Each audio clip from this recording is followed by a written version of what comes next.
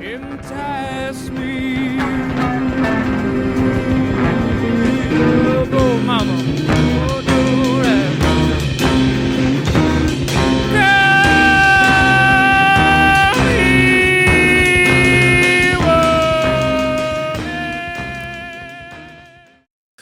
Hey everyone, welcome back to Music Sucks and I Want to Die. I'm Jake. I am Matt. And because we haven't shit on pop country enough in this podcast, we are taking a turn at doing another of our Top Album Tuesday series, one we haven't done in a long time. That's true. So for the listeners who don't remember, what we do is 2 weeks before we're recording, we look at what the top album on Billboard is, and we review it. The idea being we get a shit on a pop album that we never would have listened to otherwise. That's right. And also partially to keep us in touch with the times. Yeah. Because we're like, I guess, boomers at this point, being like, what, almost 30? Yes. So- Our last one was a album by 5 Seconds of Summer, which, looking back now, I really wish I could listen to that album again instead of what we're about to go into. Yeah, you know what I liked about that album? Like, I enjoyed the first 30 seconds of it a lot, actually. Yeah. When it sounded like a Yes album or something from like the 80s. And then it immediately sucked, but like, man, that album seems like a breath of fresh air in comparison to what we're about to go into. I literally, like, halfway through, like, I took a break of listening this to listen to some amateur link on Reddit or something. Yeah. And it sounded so good to me because I was so... You needed a palate cleanser of weird amateur person on Reddit, yeah. Yes, literally, it's like someone was like, check out my composition, and it was like shitty. And it was still better than what this album is. Yeah, I guess we shouldn't leave you in the dark too much longer. We're talking about the #1 album on Spotify, on Billboard for the past 8 weeks. Morgan Wallen Dangerous. The double album. The double album. Can I briefly just say that double albums are 99% terrible? Yes. Like, what's a good double album you've ever heard of in your You know, I life? think we talked about this back on Anatomy of an yeah. Album. I'm about to mention the same one, too. I forget what we said. I mentioned that the problem is about half that album sucks. The Lamb Lies Down on Broadway. Well, half that album does suck. Yeah, so I don't know. I can't think of any other double albums offhand because I hate them all. Physical Graffiti is mostly good. Yeah! The White That's Album is closer. mostly good. I'm a little less sold on that, yeah. Stadium Arcadium by the Red Hot Chili Peppers. Whew, that's a no. So, yeah, I guess Physical Graffiti and the White Album. And keep in mind, those are by the two best bands of the past generations, you know what I mean? Yes. Like Led Zeppelin and the Beatles are amazing, and Morgan Wallen is not. Okay, yeah. So to start off, I had no idea who Morgan Wallen is before. And neither had anyone else, yeah. Well, apparently his first album did okay. Yeah, exactly. He was modestly famous. He was. For a country singer, yeah. Now he's infamous, I guess we can say. Enormous, infamous, So yes, prejudice. We'll get there, don't worry. so his album is a double album. And, okay, so much to unpack. We're not getting anywhere, dude. There's so much to unpack here. Okay, so first of all, he apparently decided to do a double album. They're working on the follow-up. And, you know, there's a whole thing of like the sophomore slump. We've talked about that before, where the second album's usually like, oh, we ran out of good ideas because we used them all on the first album. Yeah. Because it's a little different in Nashville, like, because no one writes, like their own songs, like they're writing them for you. Yeah. So I guess you always have good songs, technically. Sure, that makes sense. And, you know, they're all very samey and... Yeah, but generally speaking, it's like the second album's more of like, we're just kind of keeping things going. yeah. I don't know any other instance where they released a double album. For a as sophomore second. album? Yeah, like... Very strange. I found like a thread somewhere like that said, yeah, this man isn't going to go through a sophomore slump with this double album. I read like those exact words. And then it came out and I just wanted to see if they thought so. And that's actually another thing. We can't get anywhere until I mention, like, I have to just ask again and we'll talk about it more when we start talking about the reviews of this album. It's like, what do people actually listen for when they're listening to music? I don't understand. And we're going to get there. Some of the comments I saw in various places I looked, it made me regret the decision of ever picking up the trombone in like fucking 6th grade, man.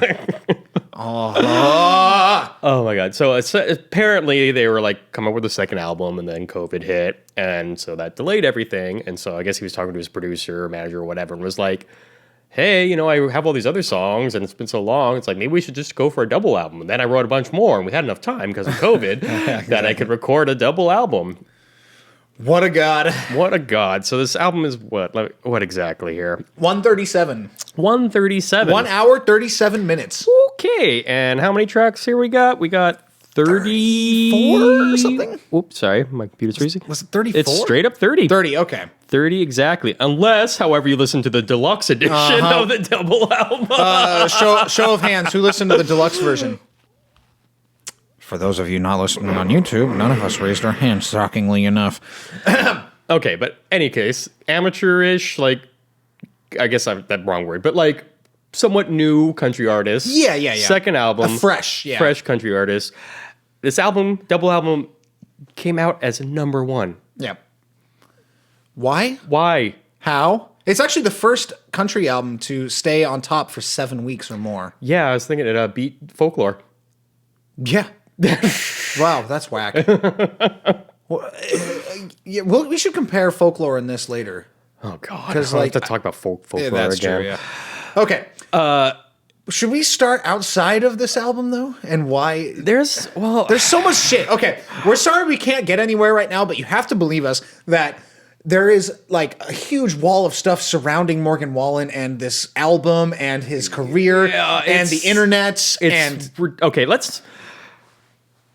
I don't know. I mean, okay, so somehow I guess he had singles and people liked them and they bought the album. That's the only thing I think of why it debuted at number 1. And maybe they're just, isn't January known as more of like a slump as far as like album releases go? Yes. So probably not a lot of competition for best-selling album in that month. So I think I think The Weeknd is still at number 2 from like a million years ago. Okay, great. So did you see that Walmart accidentally put some out earlier? Yeah, maybe this helped. There was so Walmart apparently they received the album shipments and they accidentally stocked them too early, and I guess he got pissed and he goes, "If anyone's going to leak my music, it should be me," and started releasing leaks of songs himself. Which is something we've talked about before, so maybe that contributed to it. Yeah, maybe it wasn't an accident, yeah. My favorite part goes, he also urges fans to buy the physical release at Target instead, adding, "I don't shop at Walmart anyway. I also gave Target 2 extra songs. If you're going to buy my album physically, go to Target, baby." Yeah, because this needed 2 extra fucking songs, man. You know what, though? I was thinking about that. The people, like, I can't remember the exact number, but like Walmart and Target account for a lot of physical CD sales. I'm sure, yeah. Like, so more so than all the fucking record stores in the country put together, yeah. Yeah, so this is probably, and also it's his demographic. Exactly, like the shoppers at Walmart are his demographic, interestingly enough. Yeah, but fuck Walmart, baby. I like the little drawl you put on there. So I guess it makes sense. If it's a slow month, there was some leakage stuff going on. What the fuck? Why would you say that? Leakage. A little leakage. Anyway. So that could explain why it debuted at number 1 and stayed there for a month. But then, Jake, what happened? Okay, so let's fast forward. It released in like early January. We get January 8th, I believe. January 8th. We get to February 2nd. An interesting video comes out on TMZ, the drama hotline of the internet, and before.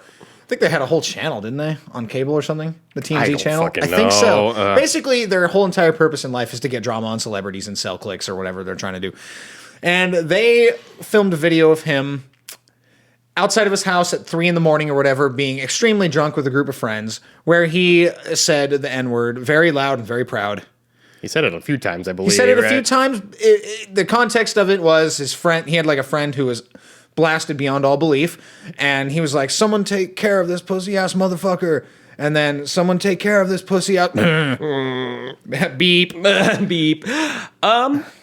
Yeah, so it seems like so he came out and he was like, "I was on a 72-hour bender and blah, blah, blah." And I'm like, based on this album, I understand, I believe that you were on a 72-hour bender. Exactly, this is like the most alcoholic album I've ever heard in my life. I'm glad you mentioned that. I got some interesting alcohol-related things to talk about. Oh my God. But it's like, everyone knows this, and we'll talk more about this later, I guess, but it's like very obvious that he's just a guy who uses that word a lot. Yeah, it's pretty lame.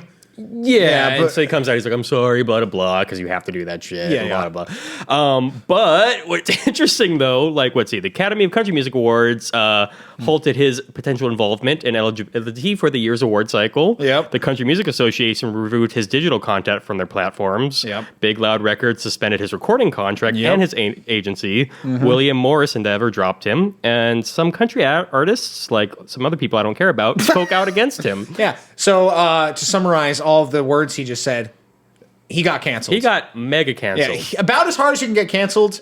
He was also like not on the Spotify's Fresh Country playlist anymore. No, Like he yep. was off everything. And yet he maintains his #1 position. For another month after that video leak. Yeah. And now I guess we can go into some theories as to how that is. I have a theory and you have a theory, but I haven't been able to find any proof of this theory. Okay, so we both saw this thread. Yeah. And it's totally in line with what 4chan would do. Well, but yeah. the politics board on 4chan is known for being like racist and Nazis and terrible and all that. Yeah. But 4chan also has, a sense of humor about these things, I guess. Well, 4chan has been fucking with internet polls Yeah. and like things for decades. Like, the pit bull thing where Yes. the Walmart where they sent him to Alaska, Exactly. that kind of stuff. They've been doing that forever. So this video. Taylor Swift in North Korea. Yeah, Or Justin Bieber in North That's Korea. right. Yeah. Anyway. Oh, Taylor Swift was for like the deaf School school. school for the deaf. So yeah, some of the pranks are fun. Yeah. This one's interesting. This one was literally just he dropped this video and everyone's like freaking out. Actually, I don't think anyone really cared that much because no one knew who the fuck this guy was Yeah. outside of like his fan base. But 4chan was like, hey, it'd be really funny if we just like streamed the shit out of his music and like started like, advertising for him basically. Yeah, as an anti-cancel culture movement. Yes, Yeah. exactly. And did you see the thing where he turns out he's actually from Sneedville? What's Sneedville? No, I haven't Well, seen there's that other 4chan meme, the Sneed thing. Oh my god! This guy was actually born in Sneedsville, which is ridiculous. That's incredible. Coincidence? I think not. So there's a lot of weird internet shit around this, but what like most 4chan things, it starts as like this joke, and then people take it seriously on both sides. So you have like actual racist people being like, yeah, we got to support him, and then you have people that are like, oh my god, I can't believe people are still supporting him just because he's racist and blah blah blah, and it ends up being truth to both of those things. But I'm pretty sure it started out as a dumb 4chan joke. I mean, it seemed that way to me. I also saw this thread somehow. Yeah. Not sure exactly how, and I don't remember it I know that well. because But it happened a month ago, and I don't. yeah, exactly. And I don't generally make a habit of browsing the political board or any other board on 4chan anymore, for that matter.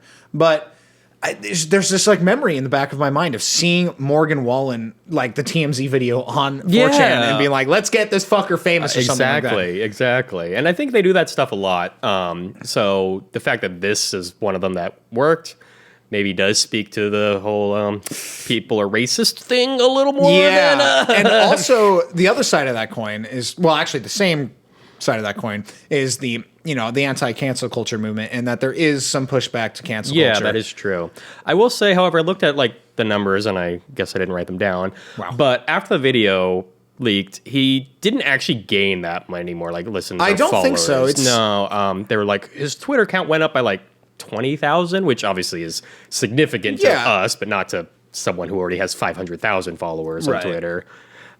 So I think, like a lot of things, I think this is also kind of blown out of proportion a bit as far as the actual impact on this. I think the fact that people are, talking about it so much Yeah. is making it seem like a bigger bump than it actually is, because the numbers seem more in line with 4chan pulling a prank. I mean, Exactly. not that many people actually knew about it Yeah. or paid any attention to it whatsoever. Yeah, so I think the fact that it stayed at #1 is probably through other means, although it probably did not hurt. No, To keep it yeah. into the public attention, Yeah, exactly. And again, what other albums have released last month even, especially in pop country? Can't and- name. yeah, Maybe like- the pop country is also, just to continue our little theories here, the pop country is possibly an underrepresented demographic on Billboard. True. And by probably, I mean is. Yes. Because a shitload of people actually do listen to it. There's a whole region of America that does. Well, we'll talk about that later, but no. I mean, isn't country like the most popular music in Washington? Is it really? Yeah. I did not know that. I guess there's a lot of country out here. I think Toby Keith has been like the biggest selling concert in Seattle. Toby Keith? I think so. Wow, Like, there's when a he name played I have not fucking heard. whatever the stadium down there was years ago. Apparently, it's still like the biggest concert Seattle's ever Yeah, had. I think it was called Arcadium or something. But in any case, yeah, but people love country. And something else I found out, which somehow I did not know, maybe you Bring did, it. and I'm just stupid. Bring it. Double albums, each disc counts as another sale. Oh, yeah, I knew that, yeah. So there's another reason he's Yeah. number one is that it's 2 fucking albums. And yet we're being sold digitally, and like, how should you really don't count know. that? Billboard's kind of stupid. Yeah, well, apparently too, like going back to the White Album, that's the Beatles' best-selling album, even though many more people bought Abbey Road than Yeah, the White Album. exactly. But according to Billboard, Yeah, it's a weird concept, and like, you can maybe fill this in for me because I have never like actually shopped at a record store in my life. When you go to a record store, I assume you don't take one disc out of the double album, take it to the cashier, and buy it for half price. no, you do not. Okay, so in what world? That'd be really funny. I only want one half of this album. Oh, I could see it happening though, because people used to buy CDs for like one track on it. That's like, true, Let me that's get true. the White Album half, the Fly on the Wall or whatever that fucking song is. What's the 20-minute song off the White Album? Is it Fly on the Wall or is that 20-minute song on, or is that on the White OBD? Album? Yeah, is it OBD? That's the Revolution number 9. Revolution number 9. I can't remember the name. Yeah, Right yeah. now. It's like I want the one with that on it. Oh god, I just want that song. Exactly. So I don't think there's any world where it makes any sense to count that as double sale, but that's kind of beside our point here. Yes. But that might be part of why he stays up there. In any case, with all this controversy, it got our attention somehow through coincidence, I guess. I was actually surprised that this was still number 1 because we picked Yeah, this I was 2 gonna look- weeks I looked it ago. up today, yeah. Yeah, and I was just like, oh, it'll be something different now. We'll have to say that. It's like, no, it's actually still him. Yep. Might even be him when this airs. That's right. And it'll be 6 days from now, so it's like a 50-50 shot whether the weekend overtakes him. Yeah. But I guess we should get into the album itself and let's see what we think about it. Oh, okay. So we're going to approach this as objectively and measured as possible. My first impressions? Probably one of the worst albums I've ever heard in my life. Okay. By far the worst album I've had to listen to for this podcast. Yes. My first impressions were somewhat. I got images in my mind of like the Hellraiser movie, some sort of torment, suffering being inflicted upon the world. Like, I think in Hellraiser, there's like that little box or whatever or something. Yes. And it's like this double that's it's what the hell- case. Yeah, it's the case of The this Cenobites come out and it's fucking, what's his name? Morgan Wallen, yeah. He's Pinhead. He's Pinhead, yeah. So that was the image that came to Oh my my mind. God. This album hurt. Literally, like everything about it. It's pretty abysmal. Yeah. And the fact that it's 30 songs long really isn't helping anything. Yeah. It was really bad. The thing that stuck out to me the most, at least at the beginning, I stopped noticing it because I think my brain started going numb. But the endings of every song was just, we're done now. It's time for the next one. Well, They literally just like held the chord at the end of every song. And dude, you wrote 30 songs. You don't have time to figure out endings. oh, that's right, because it's not part of the song really. Before we go on, let's listen to a little bit just so we all have an idea of what the fuck we're talking Yeah, about. and then we can go into a little more detail because I have some interesting notes written down. Yes. Interesting. Yeah, for that's sure. the word. Yeah. Let's see. Let's listen to one of the singles, "More Than My Hometown." This is, for context, by far the most popular song on this album. It's the most famous. It's the #1 single. It was the first single they released on my birthday last year. What a fucking happy birthday that must have been for me. Okay. Sitting at home by yourself. Yeah, in listening to quarantine, "More Than My Hometown." Okay. Here we Fired up. This go. is the most popular song on this album. Fired up.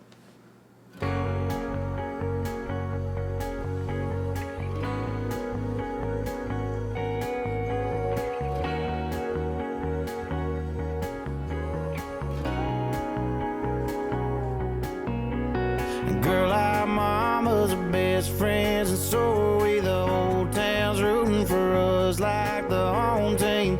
Most likely to settle down, plant a few roots real deep and let them grow. But we can't stop this real world from spinning us. Your bright lights caught. I don't blame you for picking up your big drink bags. Are all packed up and ready to go. But I just need you to know that I love you more than a California sunset, more than a beer when you ain't 21 yet, more than a Sunday morning, Lord, turning some poor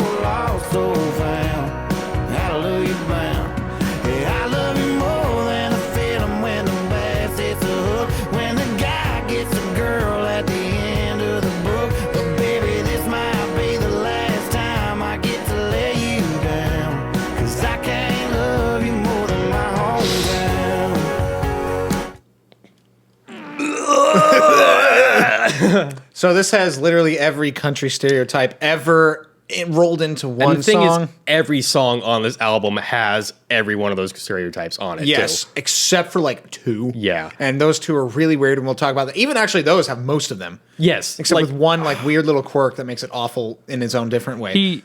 Which actually made me like listen to it more. Anyway, we're gonna get into all that. So specifically, there are some lines in here that are torture. I can't even remember them anymore. Something about a book. Oh, it's like love it more when the guy gets the girl at the end of the book. Like yeah. this man reads. Yeah, exactly. Like No, so like it's like lines like that spell things out so unbelievably blatantly, and Yeah. the like shitty rhymes and the imagery painted is the same as every other song that's ever been written. it's like, okay, it's a country pop shit. It's always going to have that shit in Yeah. it. And you can write some good stuff with that, Yeah. I guess. But There's there's pop Yeah. country. Believe it or not, listeners at home, we do spend a lot of time shitting on pop country, but like there are pop country songs we enjoy, and you know that if you listen to episode 16, The Good, Bad, and the Exactly. Ugly, where we Well- talk about Blake Shelton. I look at someone like Brad Paisley, and I know I'm a big fan of Brad Paisley. As all we are, yep. But he, I think, is self-aware in his It seems like, that cliches way. in a way. Not has to a se- mention that he's such a fucking awesome player too. But he has a sense of humor about it. yes, he knows it's goofy, and you kind of like it. Yeah. For that, this man, he's not really doing anything different with this stuff. It's again, like you're saying, just the cliches. But it's 30 songs of that. Yeah. None of them doing anything. And the way his voice is being presented production-wise as well is, I don't want to use the word like gritty, but his drawl is like accented to the point where it's like a next level. Does that make sense? Maybe it's just me. Actually, I would say gritty, especially on Yeah. a lot of, well, not every song, but especially on some of the more up-tempo ones. You could really hear like He sounded like the fucking Nickelback guy. Like, I swear, that was like my first, like, is this fucking Chad? What's his name? yeah. It's like fucking butt rock, Yeah, but yeah. country. It's like, very bizarre. Butt country, I guess. Butt country. I swear, I mean, like, All right, we have heard it here first. Morgan Wallen is the first butt country artist. So he's so surprised. Yeah, exactly, yeah, shit like that is like, what are they trying to sell with that? I guess that this is a serious album for serious people. Is it? What are they trying to do? I think what it is they're just trying to give him a unique enough voice, sound. It's And- unique enough to me. Yeah, I don't know. I mean, again, we're not up on everyone, but I don't really know any country singer that sounded like that. Nope. There might Don't be a good want reason to. for that. Yeah, there might be a good reason. Let's listen to another one because there's more like stuff I want to talk about, but just to get something different. Yeah, okay. I wanted to listen. Oh boy. I'm basically all the ones I picked are ones that just piss me off for various reasons. All right. But I think it'll give us a good sampling of what we endured for an hour and a half. Yeah. This one's called 865. I wish that was an exaggeration. It was more than an hour and a half. I don't know if you paid attention to 865. I did actually. This is the last one I listened to, kind of, before my brain turned off. I'm like, Jake will hate this because Oh, I did. he's trying to write a new Jenny. Yeah. And it's so. I did hear those numbers, and I was like, wait. Okay, good. Okay, we'll talk. Yeah. Because All right, it now just go. cracked Fire me it up. fire It it cracked me up.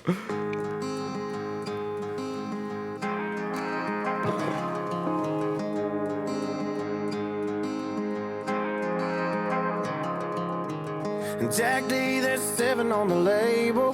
One glass on the living room table. Phone face down, church up loud. Was trying to drown you out tonight, but first sip I could feel you on my shoulder. The Tennessee heat had me feeling colder. Thought a drink would get you off my mind, but this bottle tastes like 865 409 1021. Yeah, one last time. Don't think twice, girl, just pick it up and come over. Give the bedroom door a little closer. I know I told you I wouldn't call and I tried, but this bottle tastes like 865 409. Yeah, this bottle tastes like 865. Stop now. I'm reaching over there. Okay. I love this so much, and by that I mean it's the worst thing ever. Yeah. No, I feel it. There's- I do kind of like it in a pain and suffering kind Oh of my way. god, it's so funny to me that he's trying to do a phone number hook, and he uses 86 to start it. I know, man. and then like several of the other numbers are in there. Yeah, I know. But my favorite part is too. It's like he has the area code in that too. Yeah. It's like fucking 10-digit number. Yeah, I know. He has to awkwardly 8, 6, 7, 4, 9. 1021, yeah. Scooby-Doo 42, how are you? It's Hike, so you know. fucking funny. Yeah, it's like a football play, you know what I mean? So, oh my god. actually, I'm glad you played this song because it goes into a couple of the notes I had on the general production of this album. Things I generally hate. The entire album, I hate the sound of the backup vocals. Yeah. For the entire album. So this whole hour and a half, 37-minute catastrophe has the same backup vocal preset throughout the whole thing. And it's this somewhat common sound where, you know, the backup vocals are very extremely auto-tuned and precise, quick, unreverbed, you know, very dry. Yeah, we're all homies in the room. But yeah, wow. But they're farther back, and like it's really uncomfortable to me, the volume difference between the him and the backups. Yeah. But also like I feel like they're panned strangely too. I have weird things about the production of this too, because it's obviously that slick Nashville shit, and there's a lot of cool instrumental stuff going on, as there always is in this kind of music. Yeah. But I feel like everything's like very like present in a way, a little too present. Like, Okay. maybe it's just the structure of the songs, but I'm noticing the guitars are maybe sticking out a little too much on. Let me tell you what note I wrote for that. Okay. So I think this is kind of along the same lines. Tell me if I'm wrong. But what I wrote was this album is trying to do a minimal sound, but in a very dense way. Yeah, it's super dense. Things aren't really spaced correctly or something, and like so it creates there's a lot going on, but it's all packed into a small stereo image. It doesn't have the room. it doesn't. I think that's what it is. Like remember yeah. Back to episode 16 again, where we listened to J.W. Cudd and then Blake Shelton in a row. J.W. Cudd's was a very narrow mix and very confusing. And then when we listened to the Blake Shelton, also, you know, the Nashville, obviously, it had huge, wide open spaces. exactly. The acoustic guitar was all the way across both ears, it filled the whole space. Yep. And everything had its own place in the mix. Exactly. It created a nice stereo image. This feels like it's trying to do a mix of both, but like does both badly. It does. And I think we should listen to one that you want to do next. He also said, I also want the songs to speak to multiple phases of life and have multiple different sounds based on my influences, based on what I enjoy. So another big problem with this album is that there are 30 songs and he tries doing stuff sometimes. Hey, that's good. I think he only tries stuff like twice. But well, yeah. Well, we'll talk about it. Yes. So the next song we're gonna play, He went a little extreme on some of them, I guess. the next song we're gonna play is called "Warning," and it does this thing where it tries genre mixing, but the genre he picked to mix with is very not counterintuitive. What's the word I'm looking for? Contrasting. Complete opposite, shitty. Bad, doesn't work. Like complete, at all. Literally like He should kill himself. stuff like that. So nice words for that. Yes. Egregious, terrible. Here we go. Yeah. Warning. Just a warning for y'all.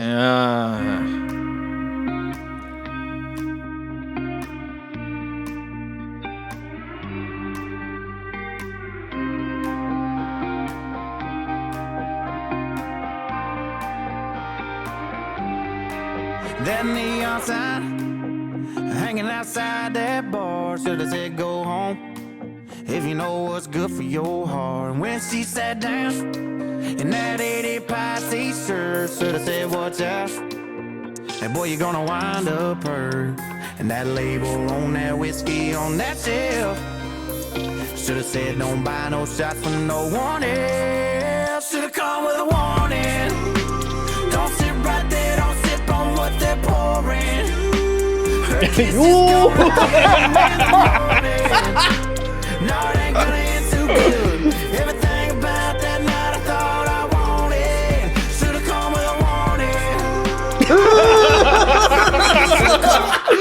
That's J.W. Cudd tier right there. Yeah. Should have come with a warning. Okay, so the most obvious apparent thing is that he's trying to bring a trap sound into country. This would you call that trap, I guess, or just It's always mixing too much. Maybe is the problem. yeah, it's because the intro is like almost like a pop 5 seconds of summer it intro. is. So it's kind of doing that like modern pop guitar thing, and then it goes to that trappy, which happens. But then he's like, yeah. But then there's like the like way reverb down the back. Yeah, I don't understand what's happening. I think it's just terrible. First of all, Yeah. but also like overall, like if we go back to the anatomy of an album, this album has no structure to it. It's literally 30 songs just played in a row.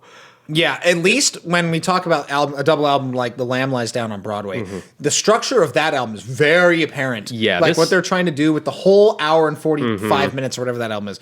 Like you can tell this is what they're doing. It sucks ass, but it's too long. But they tried to do something. This is. I believe you read a quote about this in the Rolling Stone. Oh yes, what did Is that Rolling right? Stone say? They said. The record is part album, part playlist, and part content dump. Yeah, emphasis on dump. It's just like it doesn't make sense. If you're gonna do a double album, I get that a lot of times that's just throwing all your shit in there, but that and then also like the production, especially when he tries this different stuff, it's so obvious that there's like different producers and things. Oh yeah. So it sounds like different albums. Like some of these songs, I was just like, what the.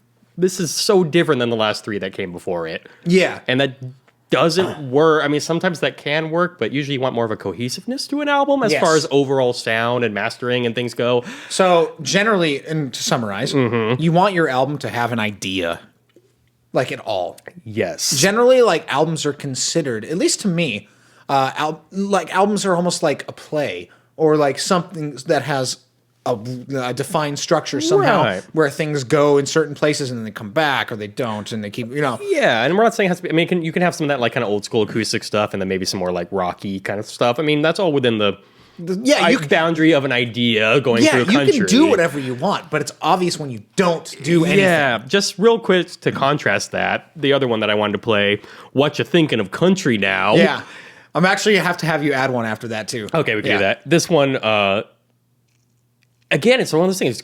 This one's a lot more like typical, like down home kind of country, but then there's so many weird production shit that they added in. Yeah.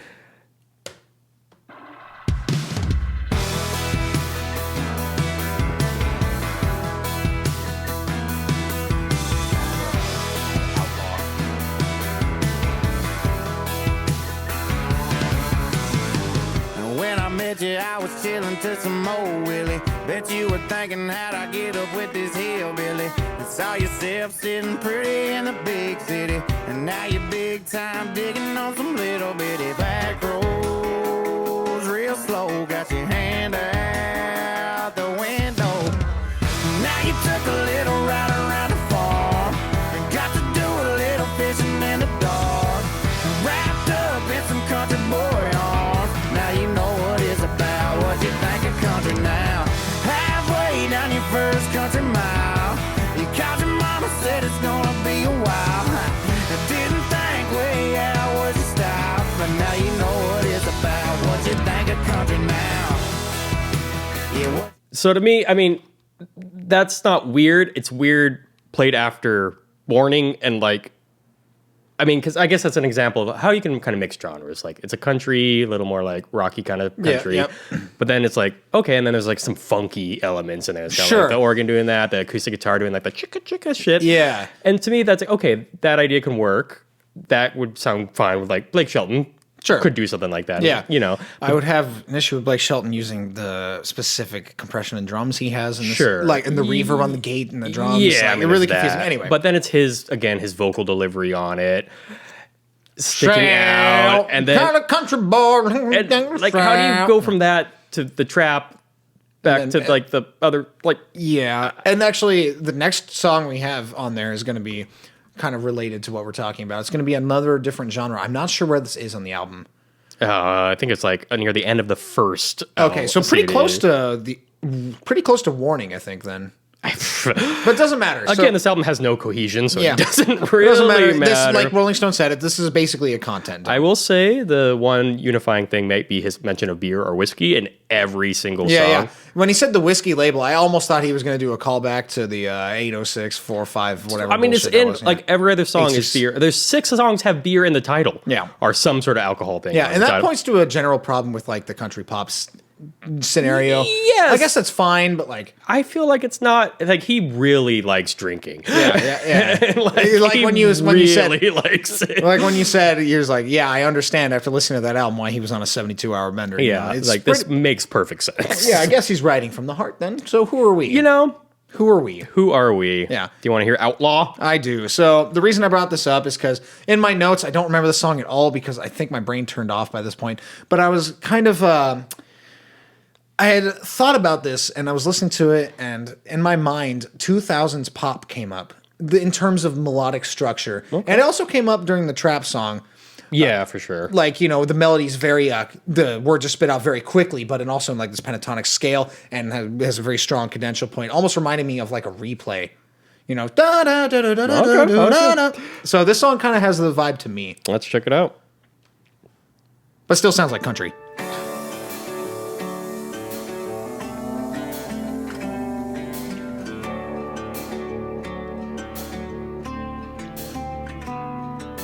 Used to be, see my face on wanted posters all over this town.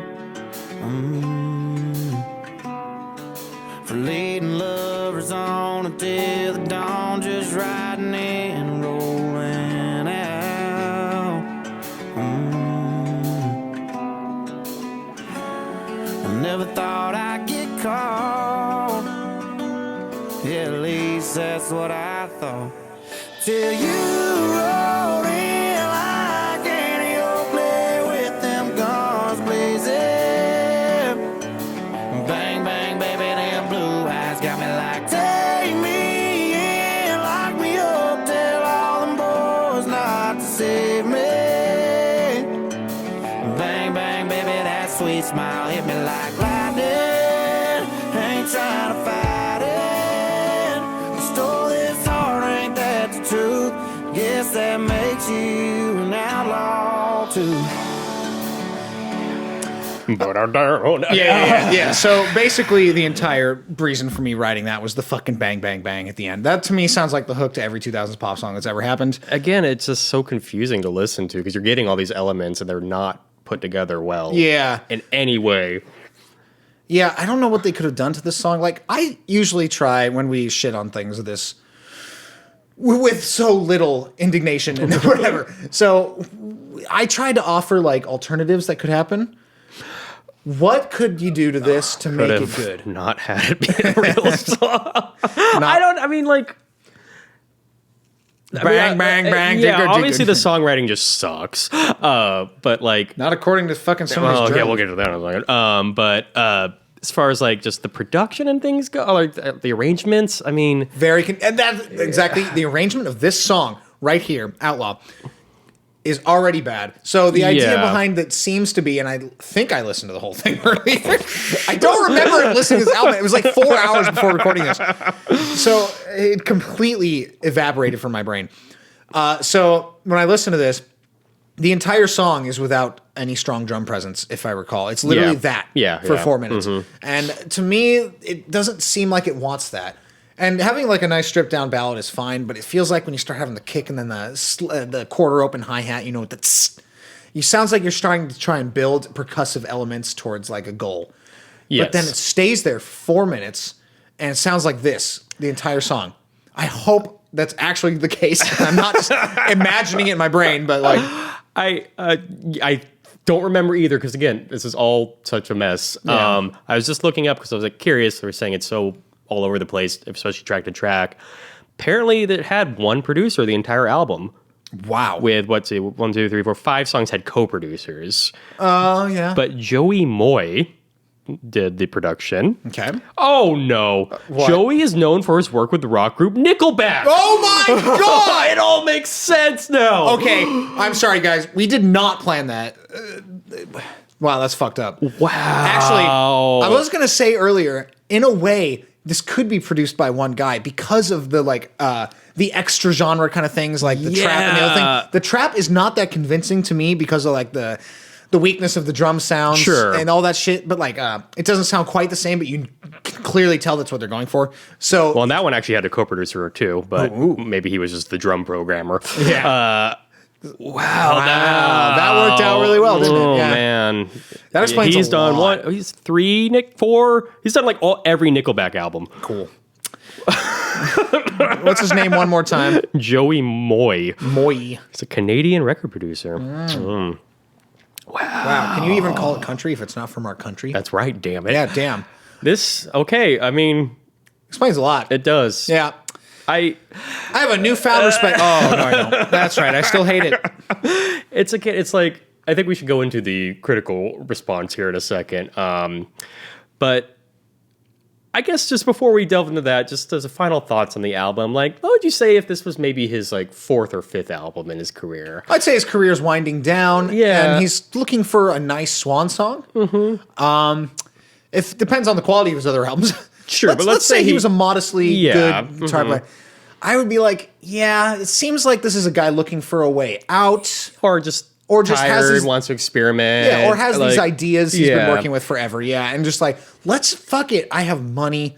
My career doesn't matter that much anymore. Let's just go out there and do the fun stuff that I like. I would say that too, but then the thing that pulls me back is that despite it being like so all over the place, like himself is so one-dimensional on this entire record. So it's not like the Clash doing Sandinista, where it's literally them just being like, let's do whatever the fuck we want to do and be silly. Yeah. It's every song is the same thing. Yeah. Just with weird production difference. Yeah, I'm glad you said that, because I don't think a lot of the reviews and the comments that we'll get into later mention him as like a fairly talented dude, but I cannot hear any talent here. All I hear is a very, very one-dimensional artist. The Clash, on the other hand, are not one-dimensional. Yeah. You know, they suck at their instruments, whatever. Who cares? They clearly have, some sort of ideas for music in general. Yeah. So this guy is very, very one-dimensional. Yeah. No matter how much trap beats you throw in there, no matter how much random auto-tune backup vocals you have, it still doesn't go anywhere past what he's capable of. Yeah, exactly. So, yeah. Like, as much as you hate... hate being a relative word, because I don't think you hate it nearly as much as this, but as much as you don't like the Joni Mitchell album, Turbulent Indigo, it's clear that it is good. Yeah, totally. It's clear that she has multiple facets of her musicality. There's things in there. Yeah, there's stuff happens. And this album has nothing. It cannot go beyond the scope of his potential. Honestly, take away all the production stuff, you're just left with a pretty mediocre singer and a terrible songwriter and exactly. And honestly, an hour and a half. And you can't even tell what part is good and what part is bad. Yeah. In terms of singing anymore, because it's the electronic ability to alter voices. Oh yeah, who knows what this guy Who knows? actually sounds I don't know what I can't tell if he sounds good or I'm bad. definitely not going to look up a live thing, but fuck no.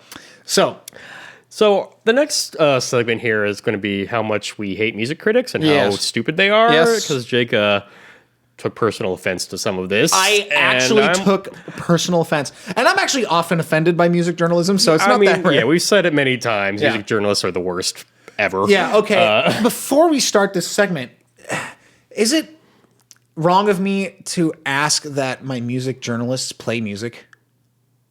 Like themselves? Is that it is kind of gatekeeping. I would say traditionally that wasn't a thing. Like and we talk about Screw Free, as far as we know, he doesn't play anything. Yeah. And we like his opinions most of the time. So I don't... His opinions on music.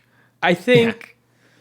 I guess the difference is... No, you don't have to play an instrument, but you should have some basic understanding of music.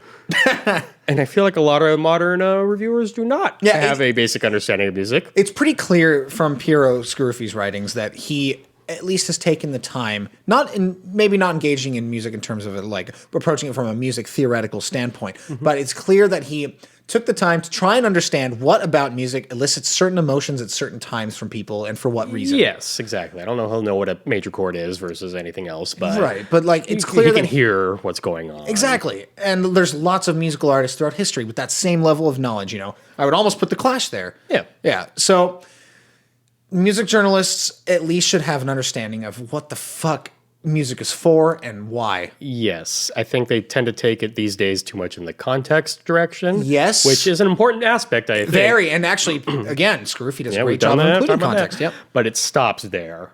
Yes, Like, and they don't actually go to music at all. Yeah. And we've actually had this issue with our own band getting reviewed. that's true. Like, they try and put context in there that doesn't exist. I remember this guy trying to write about the misty mountaintops that the song evokes imagery of him for him. I was like, it's like a fucking weird song that makes no sense for that. Weird. It's like, anyway, so I took personal offense to everything that anyone has ever said. That being said, there are two critics that laid down the most nasty right. quotes, and I'm just going to go ahead and start reading Let's hear some quotes. And I believe you're the one that liked or did not like the Pitchfork one the most, right? I thought it was the most, like, you have no idea about anything of Yeah. all the reviews. But what was that one again? I kind of So basically, the only thing that's on the thing I have pulled up is that Pitchfork's Owen Myers complimented his vocals and songwriting, Oh, and that alongside that, he wrote that among the album's 30 tracks, there might have been a few skips. And that's all that's written here. oh, okay. Maybe that was just my initial, like, what? People actually like this thing? And that's why because it it is the stuck first with me. one. That's Yeah, right. It's the yeah, first one yeah. on here. And of course, because we don't actually do that much work, we're reading straight off the Wikipedia. Yeah, we are. Like you do. Yeah. So the Rolling Stone, as we mentioned Yeah. earlier, thought it was part album, part playlist, part content dump, and that Wallen does not always seem up to the heavy task of pumping fresh life into well-worn topics. By well-worn topics, he's talking about beer, trucks, women, etc. Every country song that's ever existed. I don't know how you could possibly pump fresh life into it. Brad Paisley did it, or I don't even know if it was fresh by that point, but he did it in two ways, by having a almost self-deprecating attitude, Yeah. and also rip-roaring, disgusting guitar solos. I mean, even boys around here, like, we know that song's a joke. Yeah. And But it's so, like, obviously a joke that you can get behind you it. can Yeah. get behind it. But this is just taking it all so serious. Like, there's really dramatic stuff in here about him being like, well, you got all dressed up, but we're drinking now, so Right, and it's yeah. like, date rape much? Yeah. Brief pause moment. I made this connection earlier, but I wanted to save it because we were talking about important shit at the time, like how bad Morgan Wallen is. So Blake Shelton's video for the boys around here also features black people in possibly slightly Yes, racist it's extremely. stereotypes. It's a really racist video. So yes. I'm curious if there's like just a general country music obsession with like black culture. And like, I mean, obviously, like, I mean, a country music and black culture have been ripping, it's been Right. ripping off black music forever, whatever. I was thinking, and there was another song, again, this is me just kind of theorizing Yeah, here. yeah. There's another song that I was maybe going to play, but I don't want to now. Where it sounded really, to me, like he was ripping off Post Malone. Yeah. It was like kind of ridiculous. And then I was thinking about it, there is sort of like this kind of like bro country rap thing. Yes, it's an undercurrent. Yeah. And so, and I mean, I guess it's also just hip hop and like black culture infiltrating every aspect, yeah. of culture in general these days. And has been for the last, Yeah, I mean, wherever. it comes down to people getting canceled for saying the N-word, you know what I mean? Well, yeah, but I'm just saying, like, obviously it's a lot of people are taking from hip hop genres and, appropriating them or not, whatever you want to. Not Yeah. the place for this discussion. But anyway. We may have the discussion when we're a little less stupid. Yes, which perhaps. maybe someday, probably Perhaps. not. Yeah. So obviously there's the influence of it and like, but I guess it's just like there's the line and where is the line, and we'll maybe talk about that more near the end. Yeah. Obviously, using the N word is pretty big line. Yeah, generally that's like it's like a pretty obvious thing, like blaring red klaxon noises. Be like, don't do that. On the other hand, Blake Shelton having a pretty offensive video didn't seem to. Yeah, like, dude. When you fucking show me that video after we recorded that episode, and it's just like the dudes are rolling up with like the fucking brass knuckles and the silver foil in their teeth, and like the Wu-Tang shirts. the Wu-Tang shirts and like the hoods and the sunglasses at night. and like the fucking lifted trucks. and the lifted trucks. I couldn't deal with it, man. Well, the other timing, that was like 2015 or something. Maybe a little earlier, yeah. Well, but look at like the last year, we've had not the best time to be racially insensitive in the Right. public eye. Yes, good point. So There's that as well. Yeah, right now right now tensions are a little higher. Well, just a little. Just a little, yeah. There might have been, like some large 4 months more plus. I don't recall. Anyway, so tensions are a little higher. The N-word being said in a video on someone's Ring, the Ring alarm system thing. I believe that's how it got captured. Oh, is it really? Yeah, that's funny. It's via someone's Ring, and they brought it to the press or something. Well, and I guess that's the thing. It's like you go to any of these places, they're all doing that. They're all saying the N-word, whether they're meaning it to be racist or just a part of their vocabulary. Because right, it's whatever it is, particular culture. It's the accountability is good, but it's just so man, he doesn't give a shit. Yeah, this. Everyone. It doesn't even cross his mind. No, which he had to come out and apologize. He's like, people stop defending me, and it's okay, yeah, man, care, you're gonna go home and really think about this, aren't you? This isn't a life-changing event for him. No, he's not gonna go home and reflect on why. It makes no difference, and all it did actually was apparently made him sell more records. Yeah. Thanks, 4chan. You are always awesome. Oh, Jesus. Anyway, we're actually probably gonna talk a little bit more about that later. Mm-hmm. I want to go back to press because I hate the press. I hate the music press. And there's one quote that made me my stomach churned. I got sweaty, knees weak. Okay. Anyway, mom spaghetti. Yeah, we got it. Yeah, okay, good. Just checking. So I got offended by this quote, and it's for the blog Stereo Gum. Did you hear about this? I read it, I guess, but I don't remember it. Yeah, so I looked it up just to make sure it was real after reading this. Oh, I know Stereo Gum. Yeah, it's real. So this blog actually exists and they're popular. Yeah. And, they get high-profile interviews and et cetera, lots of views. They get 100 comments per article. I don't know how after reading this. So, writing for Stereo Gum, Chris DeVille wrote that Wallen's look is old-fashioned. His sound is thoroughly, sometimes maddeningly current. He's not wrong yet. Yeah, it is maddeningly current, but I don't think he meant that in the way that I'm interpreting it, that I think it should be. He called the record a massive leap from his debut, which could be, for all I know, the original could be fucking awful. And if the track list feels excessive, it also doesn't have a lot of the weak spots. The guy seems capable of becoming Garth Brooks for a new generation. You're right, that is the worst fucking review I've ever read in my life. What? I kind of get what he's saying in that Garth Brooks had that massive pop appeal. Yes. But it ain't this guy. Yeah, okay. I like Garth Brooks quite a bit. Sure. Garth Brooks had a massive pop appeal because he had ideas for his songs, and his songs were actually, for the time, relatively... actually, that's not really true. I was going to say against the grain of country music, because Garth Brooks is... fairly socially conscious and fairly, I wouldn't go as far as say activist. Maybe he probably is for all I know, but his lyrics included stuff that is not girls, trucks, beer, etc. Right? He did a whole bunch of environmental songs. He did a whole bunch of anti-racism songs. There you go. And his music, getting even past the lyrics, had structure and production that matched what he was doing.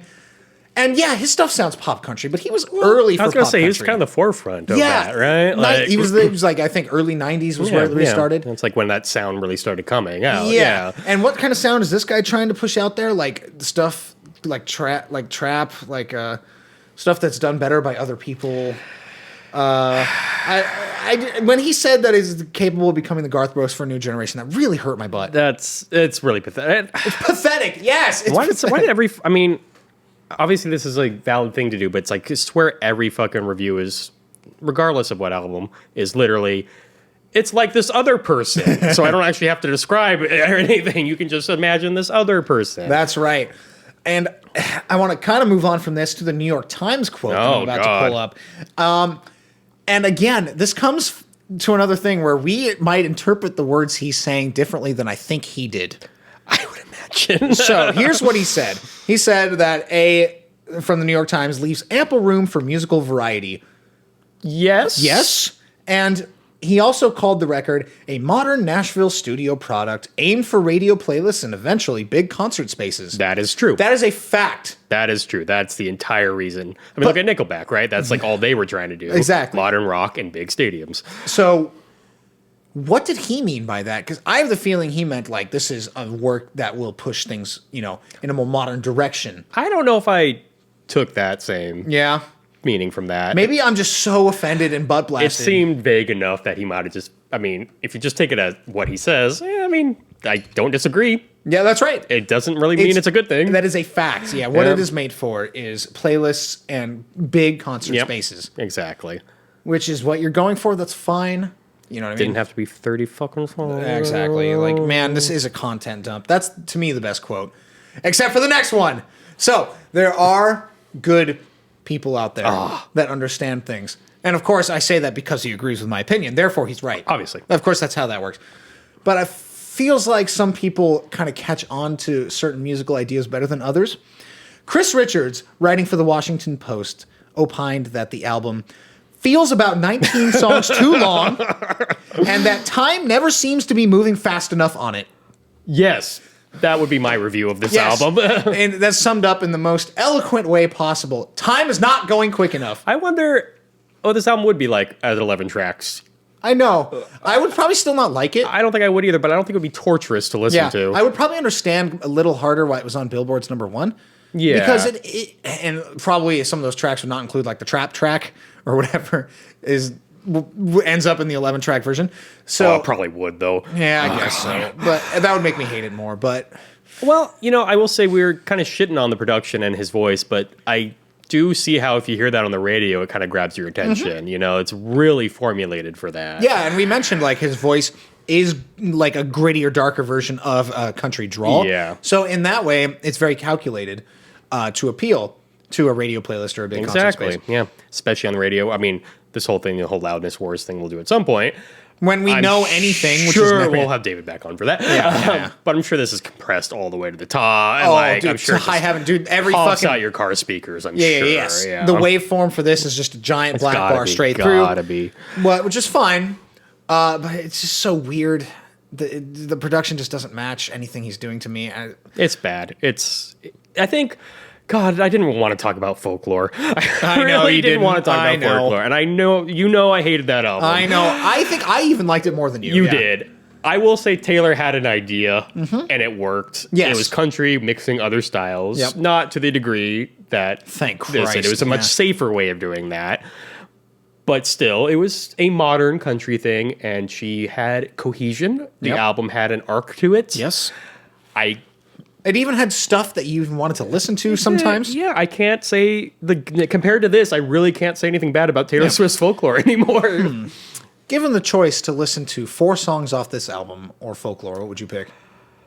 Jeez, I don't know. 4 songs, that would probably seem like a whole album. As the dude from the Washington Post said, man, the time just moves man. slower. And actually, that is something when we were, because when we prepare, we like shit talk everything we're preparing on Messenger forever.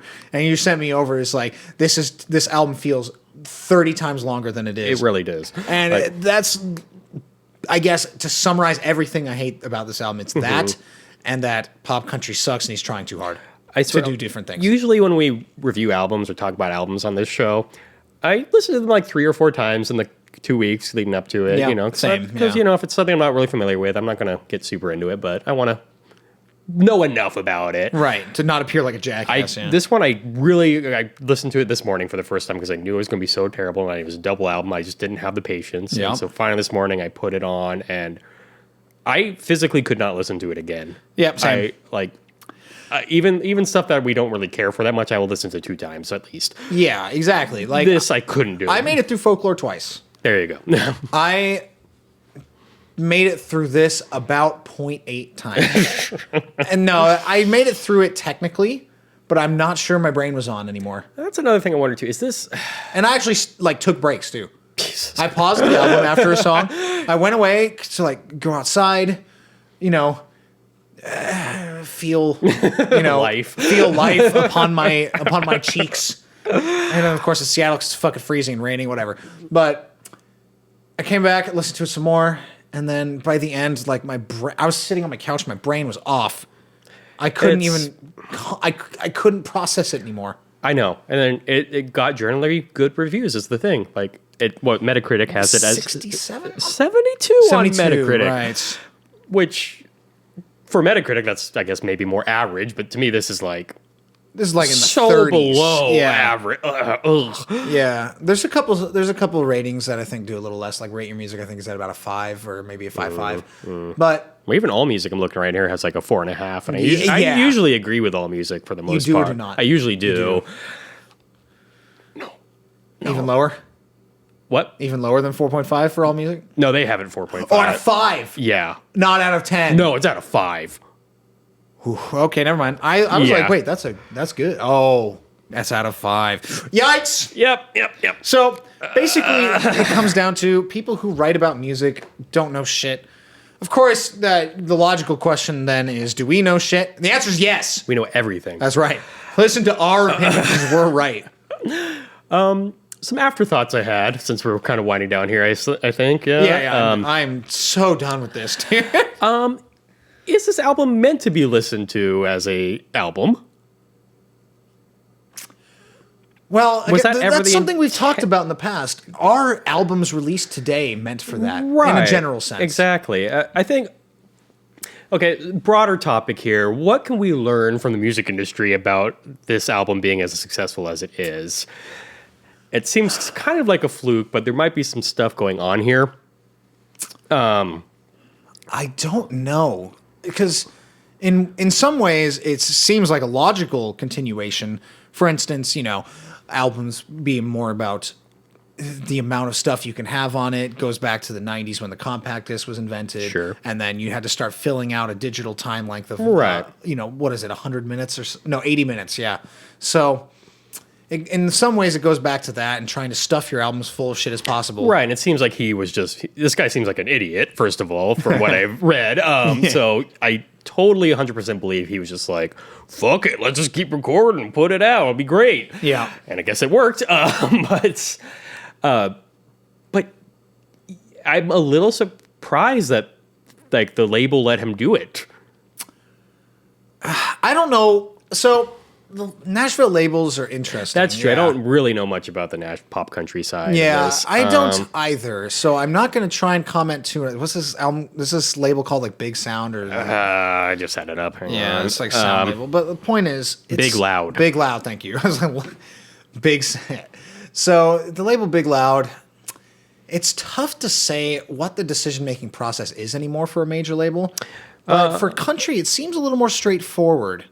Yeah, well, okay. We're also just looking at this real quick. This is a subsidiary of a larger one. Oh, interesting. And their roster, I don't know any of these people, obviously, but they don't have that many, and only about half of them actually have Wikipedia links.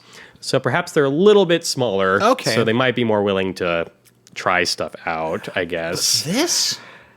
Try this? I guess it has some sort of security in that. You'll always have a built-in. I mean, and I'm sure his first album was successful. Well, I was actually, let me see what I'm just looking at the I think it charted, if I recall. year in on country, anyway. charts.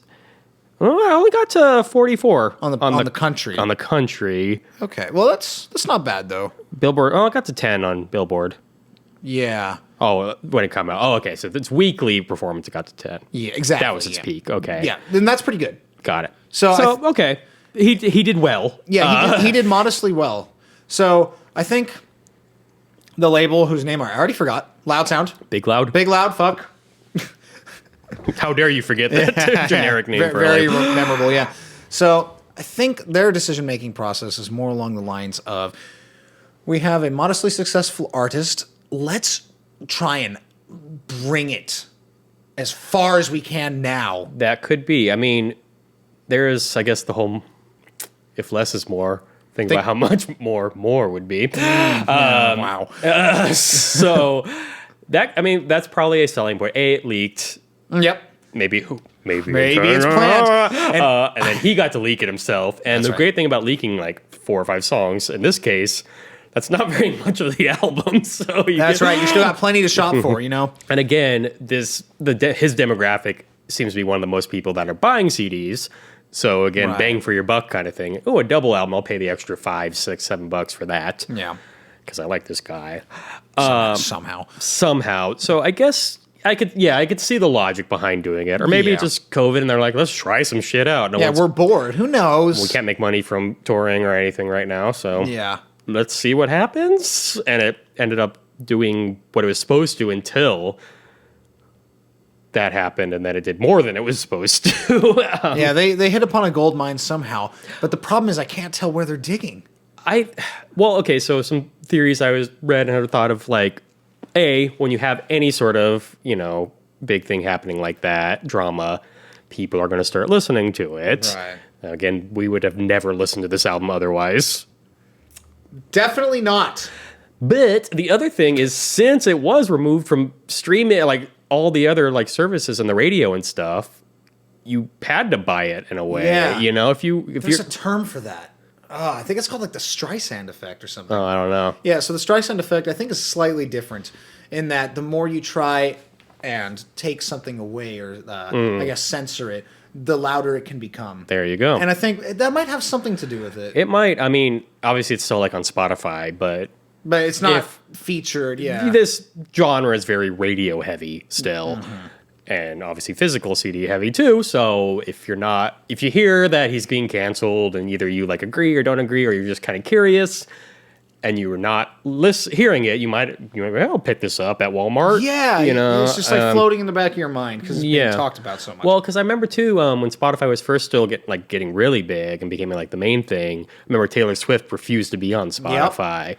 Was Taylor Swift one of the title original artists? I don't remember actually. I don't think so. I mean, she's on it now, obviously, but I think that worked out really well for her sales. I think so. And I don't know whatever reason she's on Spotify now, but because no one's selling anything. Yeah, that's true. So I don't know, but I don't know exactly what the change was. But anyway, so maybe there is something to that. Like limiting your release in a way might be a good way to get people to buy it. Yep. So in our case, where we have no physical copies of our CD left, we should just get it off the internet so we can sell them for like $1 million each. That's right. All we need is one sale. One sale. Anyone out there? And actually, not to keep piggybacking off of random stupid fucking offshoots, but there was a story about an app that was developed called Ruby, and it was a $30,000 app that you buy, and it like makes your screen glow red. Oh, I heard about that. It's literally just like you have the app. Yeah, exactly. You literally, like, you click the center of it, and your screen like glows in certain directions. So or it's like a status symbol kind of thing. Yes. Yeah. So I believe that had like 12 sales.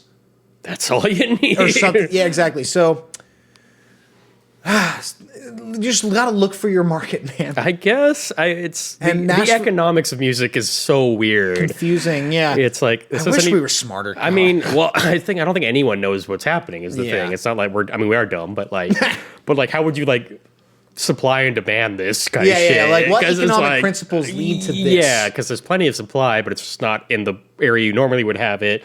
But it's still easily accessible enough. They inflated the demand through a bad thing. It's like, but like artificially bad too. Yeah, maybe. What the fuck? Who knows? It's definitely an anomaly. I think this. Yeah, it's a lightning in a bottle for Mr.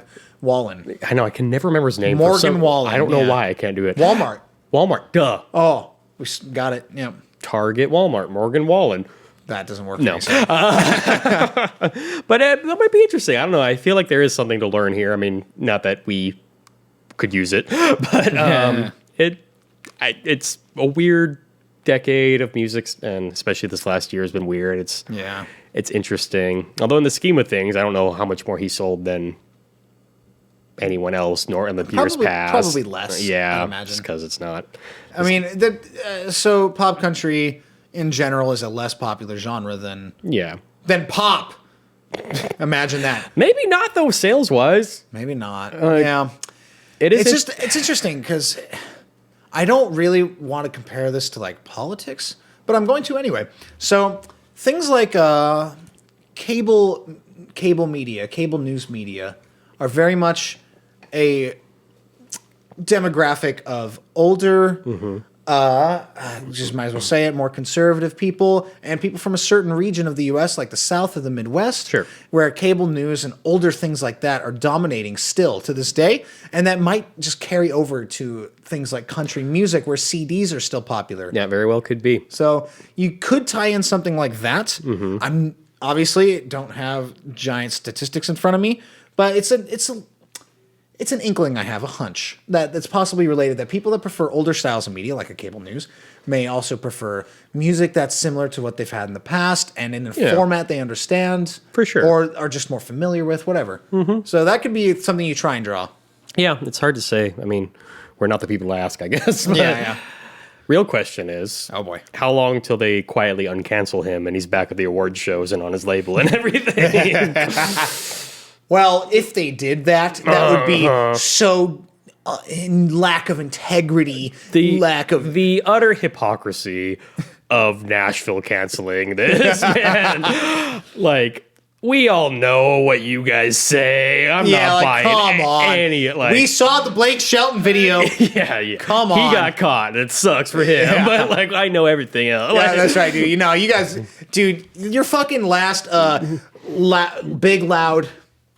yes, Big Loud. Big Loud. Okay, good. The last Big Loud meeting you guys had, you guys were all down there saying the N-word. 100%. You guys put on your fucking 36 chambers. You know what I mean? You started doing the ODB impressions. Oh my God. Especially when he starts blurting out. Oh my You guys God. all rapped along with Ice Cube back in the day. We know it. It's fucking. It's like, this guy's like been the most canceled person I've seen. I know. Well, that's the thing. It's like, crazy. okay, I'm about to get just a smidge controversial. No, here we go. Yeah, that's right. So, N-word bad, obviously. Context for it, he's not out there grabbing a pitchfork in a Grand Wizard hood, right? Yeah. So, it's not the worst thing I've ever seen. People like a Louis C.K., masturbating in front of other people or whatever. I think there was a worse one. Oh, how about a Bill Cosby?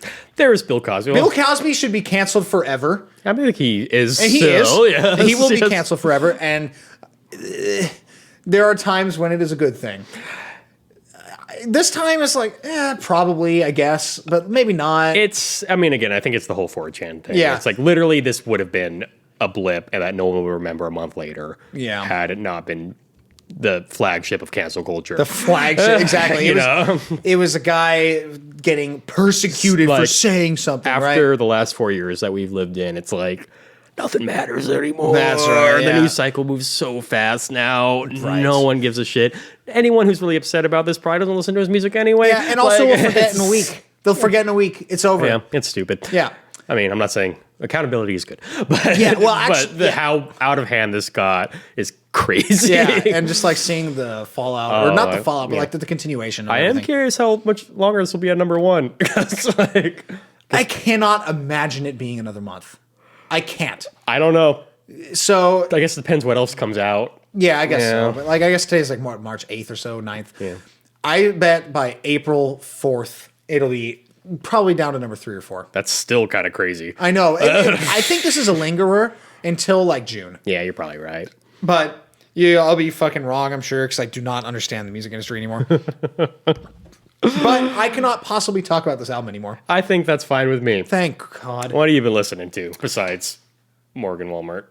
Morgan Walmart. So I've been listening to a very interesting album. I'm not 100% sure I enjoyed all of it, but I was definitely interested in it. It was Tim Buckley's Star Sailor. I do like that album. Yeah. I thought it was interesting, and I liked a good chunk of it, but I'm not sure I enjoyed the whole thing. Yeah, okay. Yeah, I don't know what I can say about it. It has a lot of interesting sounds. It's an odd album. He's an odd. He's an odd musician. guy. Do you know much about his like life at all? or I anything? don't. I don't remember much off the top of my head, but he was pretty crazy and like either No. died super young or committed suicide. I forget Oh, exactly. shit. Well, he's got kind of an interesting life, but But yeah, so I was listening to Star Sailor. I thought there's a lot of interesting stuff on there, so that's why I'm giving it a go Yeah. listen to it. But as an entirety, I'm not sure I liked it, but I would listen to it. part playlist, part content dump. Yeah. No, it was certainly neither of those things. It was an album. It was an album. Very clearly an album with a structure, and it was whack. It was a singer-songwritery. Actually, remember the artist I recommended about 5 or 6 episodes ago called Louis Philippe? Yeah. Yeah, it's similar to that. Oh, yeah, I hear that. Yeah, similar to that, where the songs are very like off kilter, a little uncomfortable. This takes it a little farther into the grit direction, to the grime, to the dirt, Yeah. to the earth. Oh boy. So to just, the beer. it's a little harder of an album in that sense. Wasn't there? That made me think of this. One of the I know we don't want to talk about the album anymore. But wasn't the track called like Red Beer, Red Neck, Red Dirt, or something? Yeah, there was something like that. I'm just gonna do it. Fuck it, you stalled. Oh my god! So I've been listening to Tim Buckley's Star Sailor. What have you been listening to? I'm gonna wait till we know the exact redneck, red, Oh, whatever. fantastic! I'm gonna have to pull up Dangerous again. Oh, good thing it's in my recents and will be there forever. Red Necks, Red Letters, Red Dirt. Man, that's a fucking terrible album. I've been listening to Paul Bley, one of my favorite jazz pianists. I hate you. A live album he did, or it's taken from various things. It's Copenhagen and Harlem. I'm assuming it's pronounced differently because it has two A's in Harlem, but Harlem. Don't make me bring that back. I don't know. Are you a Paul Bley fan? I have never heard his name in my life. Really? Really. I am surprised a little bit. Me too, because you said Latin album or... Oh, no, I Live. assumed it was because the title of the song you sent me earlier. Yeah. Oh, I see what you're saying. Paul Bley, he was married to Carla Bley for a long time. I actually know who Carla Bley is. Okay, well, there you Yeah. go. That's weird. God, one of the first things he did, you know that Sonny Rollins and Coleman Hawkins recording they did? He's the pianist in that. It's fucking sick. Yeah. But he ended up doing a lot more like modern jazz afterwards. I'm actually shocked I've never heard this guy. Yeah, this sounds right up my alley. It's a trio. It's very like Bill Evans, but weird. But plus. Yeah. Well, check it out. This album's really cool, but all his stuff's really cool. He gets in like some stuff later too, but this is very just jazz trio. When people get into synths, I start getting a little scared. But Yeah, that's okay. his is kind of cool because it's not really like let's play jazz with a synth. It's more like I like electronic music now. Oh, Whoa. interesting. Yeah. He's very harmonically weird and cool. Okay. So, What's the name of the album? Copenhagen and Harlem. Harlem. That's right. Go check it out. Rants. No. I have a small baby rant. All right. My rant is related to a certain global pandemic that's been happening for a long time. But, SARS. yeah, SARS. It's been happening since 2003. Isn't COVID actually a SARS? Yes, it's right? yes, they're both coronaviruses. Yes, indeed. But I am going to briefly mention that it feels like the end is nigh for the lockdowns. For See, everything. you just said that, and now we got another I know. year, dude. You fucked it I up. Groundhog Dayed us, you dude. God damn it, Jake. I Groundhog Dayed COVID. Fuck. Damn it. We're never releasing this ever. This is getting bleeped out. No, so the reason I feel that way is more personal than anything. I've been getting hit up for more gigs, and I've gotten offers to join new bands, and I've gotten all this shit. And it seems like people are starting either because the vaccine is rolling out faster than expected, or because people are fucking sick and tired of being in their apartments. Definitely not me, no. But it feels like the corner has been turned, and we're on our way out, and live music will come back in whatever form it will be. Yeah. I'm not getting too excited because I know that'll be the last thing to come back. But Yeah, but yeah, it does seem we're at least on the way up. yeah, it seems like it, and gives me a little bit of hope because it's been a long year. It's almost to the day, actually. kinda What's the crazy. date today? I think March 9th last year was when we were doing trivia at a bar. That night they had started announcing the lockdowns. I think it was March 9th. God, I can't believe that was only a year ago. Yet that also seems like It seems both like yesterday and also like 10 years. yeah, that's fucking crazy. Yeah. Much like the album Dangerous by Morgan Wallen. My name's Jake. I'm Matt. This is Music Sucks and I Want to Die. Follow us on Twitter at Music Sucks Cast and also everything else. Again, if you don't want to kill yourself after this album, You're not listening, right? Yeah, bye. bye. Fuck that album. I can't believe we talked about it so much. I'm keeping all that you just said. Oh god.